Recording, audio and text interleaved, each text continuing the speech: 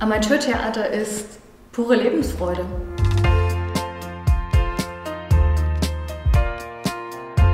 Amateurtheater ist schön. Fire. Amateurtheater ist eine Leidenschaft. Ist immer eine neue Erfahrung. Vielfalt, Engagement. Ich habe meinen Beruf, damit sorge ich für meinen Lebensunterhalt zum Beispiel.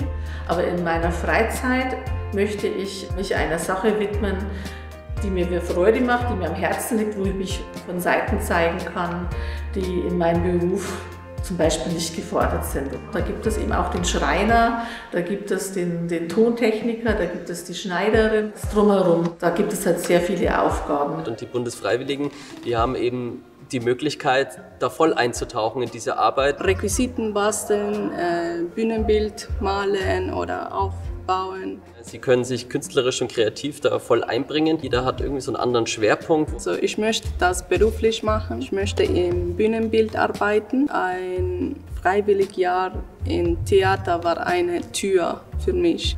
Aber ich bin auch bei Proben dabei, dann kurz bevor es losgeht, den Einlass machen. Theoretisch kann ich auch selber dann Regie führen oder Regieassistenz machen. Man erlebt quasi nicht nur eine Art von Arbeit, sondern eine ganze Vielzahl, die auch später in allen möglichen Bereichen weiterhelfen kann. Ehrenamtliches oder bürgerschaftliches Engagement ist das Herz des Amateurtheaters. Ohne die vielen freiwillig Engagierten gäbe es kein Amateurtheater. Und sie bereichern unsere Arbeit tagtäglich. Amateurtheater ist life. Leben. Voll das Leben. Ein Angebot für niedrigschwellige Teilhabe, selbst Kultur zu schaffen. A place where people they come and enjoy each second, each moment.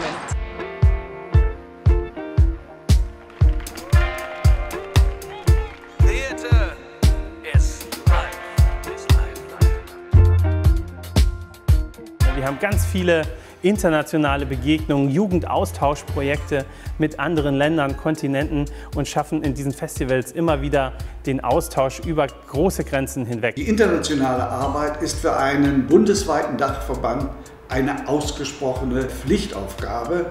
Der interkulturelle Austausch bedeutet, die Welt anders zu verstehen.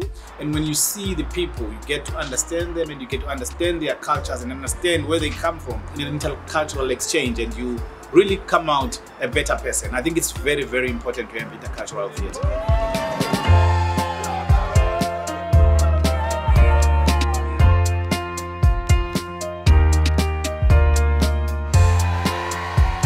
Amateurtheater schafft kulturelle Begegnungen auf dem Land, im kleinen Dorf, genau wie in der großen Stadt. Nichtsdestotrotz hat sich der BDAT oder gerade deswegen sehr stark darum bemüht, Mundarttheater als immaterielles Kulturerbe anerkennen zu lassen, um einen weltoffeneren Heimatbegriff vielleicht damit auch unterstützen zu können.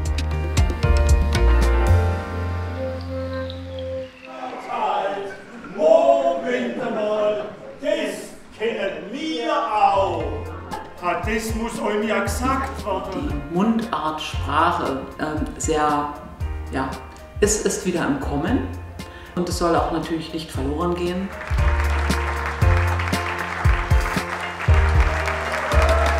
Also im Bundesarbeitskreis vom BDAT versuchen wir, die Mundart auch ein bisschen öffentlicher zu machen durch Festivals. Wenn eine Amateurtheatergruppe im ländlichen Raum ihr Stück spielt, das sie aus der Region heraus geschrieben, entwickelt haben, ist das Kulturpolitik.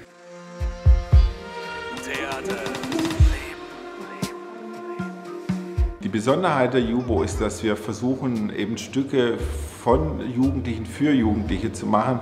Und das ist die Stärke des Amateurtheaters eigentlich, weil dort können Jugendliche, auch Jugendliche spielen. Die Authentizität, wenn Jugendliche sozusagen ihre eigene Altersstufe spielen, die ist eigentlich deutlich höher. Wir haben beim BDAT den Bundesarbeitskreis Kinder- und Jugendtheater und dieser kümmert sich vor allem darum, dass wir junge Menschen gewinnen können, um neue Ideen in den Verband hineinzutragen und auch wieder heraus. Außerdem engagieren wir uns im internationalen Jugendaustausch. Ich bin der festen Überzeugung, dass Kinder und Jugendliche, die die Erfahrung machen, auf Kinder und Jugendliche aus anderen Kulturen zu treffen, weniger anfällig sind für Abgrenzung. Und wir schauen ganz genau, was sind die Bedarfe des Kinder- und Jugendtheaters, der AkteurInnen im Kinder- und Jugendtheater und wie können wir diese unterstützen. Amateurtheater ist für mich und meine Familie Lebensmittelpunkt. Der Großteil meiner Freizeit. Freiheit, Narrenfreiheit. Wir sprechen ja oft von Expertinnen des Alltags. Natürlich haben SeniorInnen da eine ganz große Expertise, einfach aufgrund der Lebenserfahrung, die sie mitbringen. Was die Seniorinnen sehr ausmacht oder sehr speziell macht, ist die Vielfalt an Geschichten, die sie schon erlebt haben und die Vielfalt an Gefühlswelten, die sie kennen. Der BDAT ist ja schon seit 90er Jahren mit Seniorinnen im Theater engagiert, aktiv in dem Feld. Ich beobachte in den letzten Jahren einfach noch stärker ein Aufbrechen von Altersbildern. 92-Jährige können noch fit Theater spielen.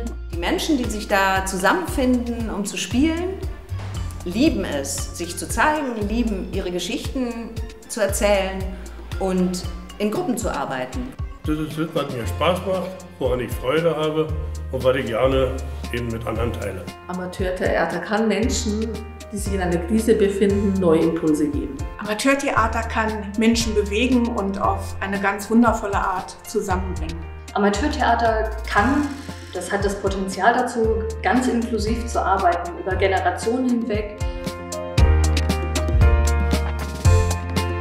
Es ist so, dass wir speziell bei den Freilichtbühnen schon immer mehr Generationen Theater haben. Das heißt, wir haben Schauspieler auf der Bühne, die Kinder sind, Jugendliche, Erwachsene und auch ältere Menschen. Und das resultiert daraus, dass die Arbeit an der Freilichtbühne für Amateure eigentlich sehr familienbezogen ist. Es lässt Menschen allen Alters im generationsoffenen Freiwilligendienst erfahren, wie fühlt sich Theater an.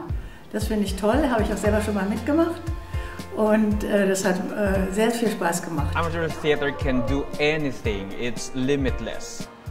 Alles, was es will. Die Welt verändern. Gesellschaftlich ganz viel erreichen, daran glaube ich. Vielleicht aber auch zum Nachdenken anregen. Wir sagen im BDAT immer Theater für alle, aber es ist auch Theater mit allen. Und jeder bringt sich sozusagen halt mit dem, was er hat und was er für Fähigkeiten oder Kompetenzen mitbringt, bringt er sich ein. Offen oder alle, die Theater machen möchten. Der BDAT bietet Fortbildungen sowohl für Spielleitende im Amateurtheater an, als auch für Spielende, aber auch für Menschen, die sich in Richtung der Theaterpädagogik entwickeln wollen, eine Grundlagenausbildung an. Zum Beispiel organisieren wir einmal im Jahr eine Multiplikatorinnen-Fortbildung, in der es darum geht, neue Theaterformen zu lernen, neue Techniken zu lernen und die wieder mit nach Hause zu nehmen, um den eigenen Verein, die eigene Gruppe weiter damit zu bereichern und fortzubilden. Dass man sich selbst weiterbildet und Grenzen sucht im Theater. Wir als Dachverband versuchen, die verschiedenen Akteure auf dem Feld des Amateurtheaters zusammenzuführen, die Interessen zu vertreten gegenüber der Politik, gegenüber den FördergeberInnen, aber natürlich auch zu schauen, was sind die aktuellen Problemlagen und wie können wir hier Hilfestellung bieten, um die Landschaft in ihrer Vielfalt zu erhalten, zu erweitern und entwickeln zu lassen. Das ist eine große Bandbreite an Sachen, zum Beispiel jetzt dieses Theaterfestival, wo man einen Workshop hat zu verschiedenen Themen.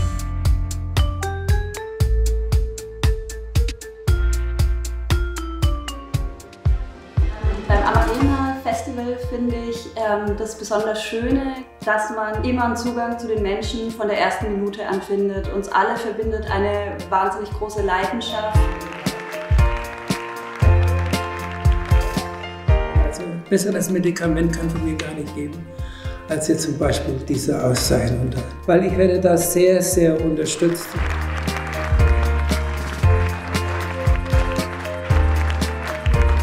Überaus bemerkenswert, wie man auch digitale Formate schaffen konnte, die plötzlich auch bei uns im Amateurtheaterbereich relevant waren und dass insgesamt die Theaterformen eben auch vielfältiger geworden sind. Amateurtheater sollte sich nach allen Richtungen öffnen. Nah dran sein an gesellschaftlichen Entwicklungen und Problemen, um diese auch zu thematisieren. Im Amateurtheater ist aus meiner Sicht das Faszinierende und Wichtige für den gesellschaftlichen Zusammenhalt und für das Miteinander, dass verschiedene Gruppen der Gesellschaft angesprochen sind, und zwar auch wieder auf allen Ebenen. Und das ist so ein Schatz, den das Amateurtheater bietet, weil hier Menschen niederschwellig aktiviert werden, in den Austausch gehen, und das braucht Förderung, das braucht viel mehr Förderung, als es im Moment erhält von staatlicher Seite, weil wir hier wirklich nachhaltig Verbindungen schaffen über Grenzen hinweg.